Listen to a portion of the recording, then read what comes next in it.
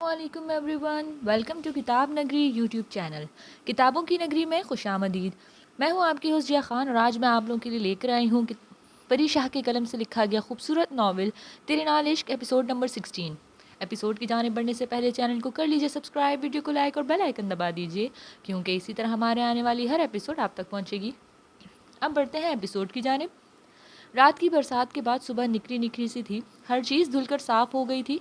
सूरज भी आहिस्ता आहिस्ता आसमान पे अपनी राज दिहाई कायम कर रहा था। नीलगो आसमान पे कहीं कहीं सफ़ेद बादलों के टुकड़े तैर रहे थे। ठंडी मीठी हवा से आफंदी विला के लॉन में लगे फूल झूम रहे थे। घर के अंदर आओ तो अभी तक लाउंज खाली था। किचन में भी कोई आज नज़र नहीं आ रहा था।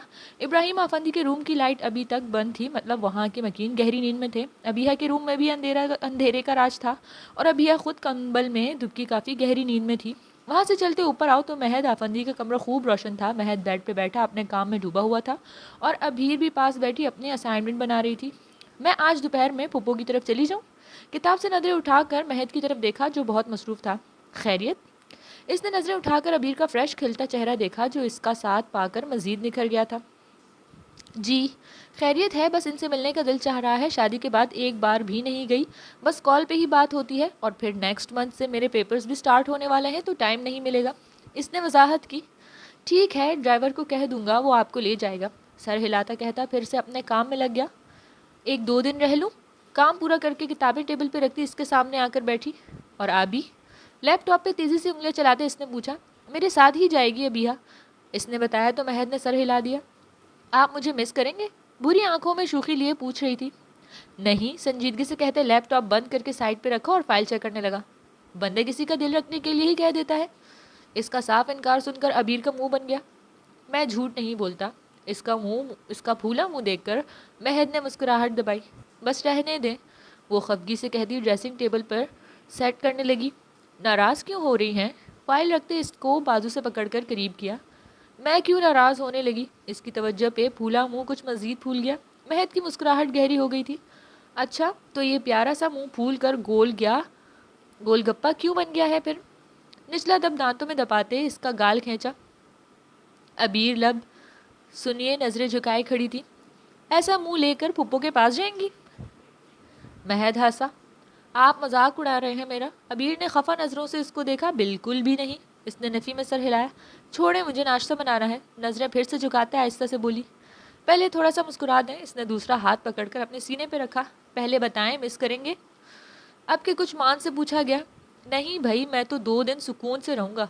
अब वो तंग कर रहा था। हाँ, इतना तंग है मुझसे? अबीर का सदमे से मुंह खुल गया। इतने से भी ज़्यादा तंग हूँ। लबों से फूटती हंसी बड़ी मुश्किल से जब्त की। छोड़े मुझे, अब मैं पूरा हफ्ता रहकर आऊँगी ताकि आपको ज़्यादा सुकून हासिल हो। बल्कि मैं वापस ही नहीं आऊँगी, आप सारी ज़िंदगी सुकून से रहें। हाथ छुड़वाकर जलकर कहती दुपट्टा उठाकर सर पे उड़ती दरवाजे की तरफ बढ़ गई।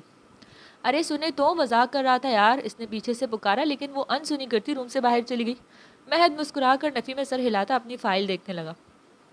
दिल नादा से शिकायत कैसी है, मोहब्बत तो क़यामत कैसी। चोट खाने के लिए है मुखलिस लोग, दर बदर के अदावत कैसी। ये मोहब्बत है इबादत की तरह, मांगे बदले में तो चाहत कैसी। तुझसे बिछड़े तो मेरी जान ये खिला, अब ये दुनिया से बगावत कैसी। जब अब ऊँची भी लुट गई उल्फत में जो लुट। साहिल समंदर पर लहरों का शोर खामोशी में अरताश पैदा कर रहा था। साहिल से ज़रा ऊंची जगह पर पत्थरों के करीब शूटिंग करीब तकरीबन ख़त्म हो चुकी थी। सब अपना सामान पैक कर रहे थे कि इनका काम यहाँ से ख़त्म हो चुका था। इन सब से अलग थलग वो एक बड़े से पत्थर पे पाँव लटका कर बैठा था।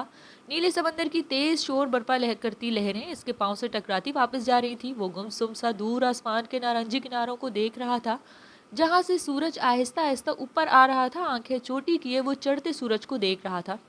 माथे पे सोच की लकीरें वाज़े नजर आ रही थी। आजकल इसकी ज़िंदगी अजीब ही हो गई थी। जिस ख्वाब के लिए इसने इतने सालों से मेहनत की थी, इसकी ताबीर पाकर भी वो खुश नहीं हुआ था। जितना इसने चाहा था इससे कहीं ज़्यादा अल्लाह ने दिया था, लेकिन वो खुशी वो सुकून नहीं मिला था जो पहले था।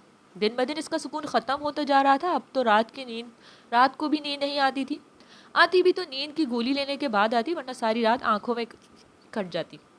गुनाह का एहसास था कि बढ़ता जा रहा था। हर गुजरते पल इसके ज़मीर पे बोझ बढ़ता जा रहा था। वो माफ़ी मांगना चाहता था लेकिन इसके सामना करने की हिम्मत नहीं कर पा रहा था। इस दिन एक नज़र इसको देखने के बाद बेसुकूनी मज़ीद बढ़ गई थी।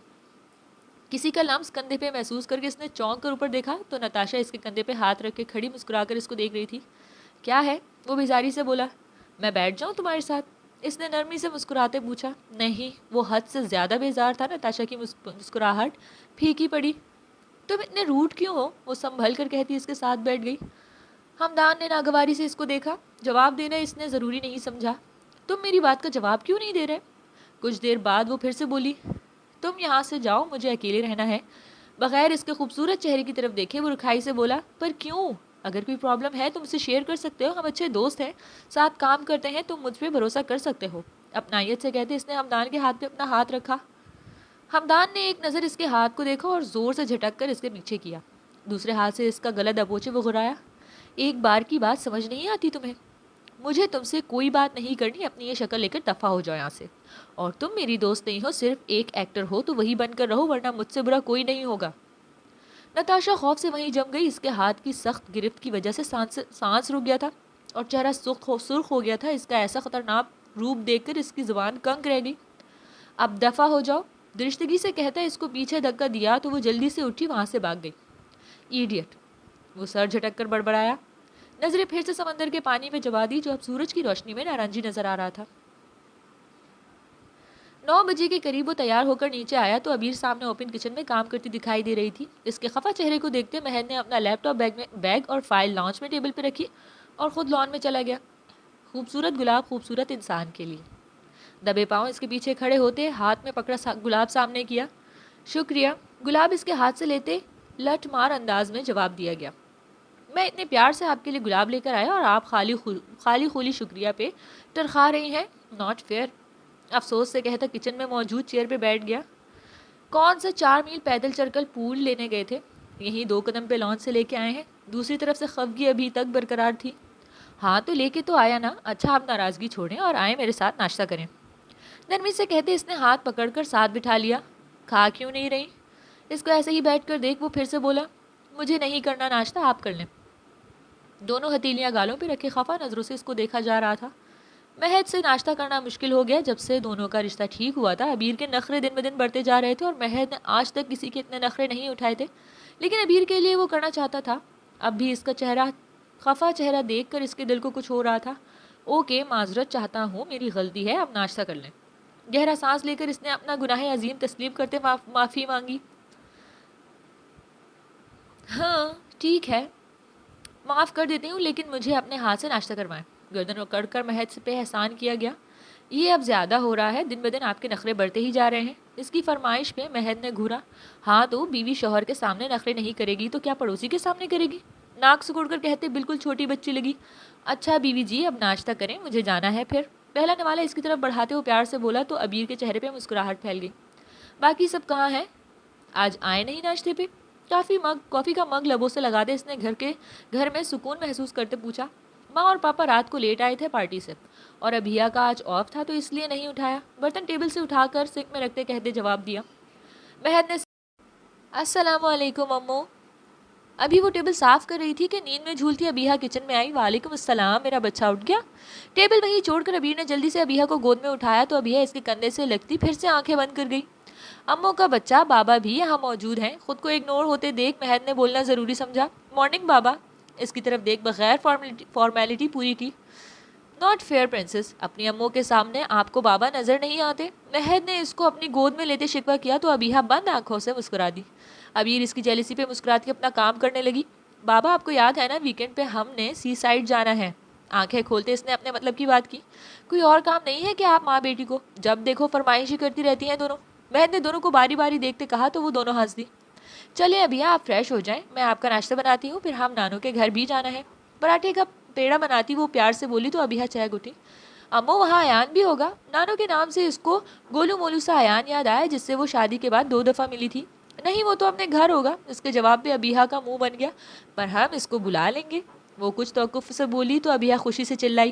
بابا آپ کو پتہ ہے ایان اتنا پیارا ہے, بالکل بھالو جیسا, اتنا سافٹ ہے, دل کرتا ہے کھا جاؤں. میں نے بھی اللہ جی سے دعا کی تھی, مجھے بھی ایسا بھائی چاہیے. موٹی موٹی گرے آنکھیں پھیلائے وہ اشتیاق سے بولی. اس کی آخری بات سن کر جہاں مہد کے چہرے پہ مسکراہٹ پھیلی تھی وہیں ابیر سٹ پٹا گئی. پرنسس, اگر آپ کو بھائی چاہیے تو امو سے کہیں وہ آپ کو بھائی لا دیں گی. शरारती नज़रों से अबीर को देखते मुस्कुराहट दबाकर बोला, अम्मो आप ला देंगी भाई? अबिहा ने झट अबीर की तरफ देखा। अबिहा मैंने आपको बोला ना जाकर फ्रेश हो, बहुत बोलने लगी हैं आप। कोई जवाब समझ न आने पे वो अबिहा को आंखें दिखाकर बोली, ओके। अबिहा मुंह बनाकर अपने रूम की तरफ चल दी। और आप अभी तक बैठे क्या कर रहे हैं? अब आपको देर नहीं हो रही?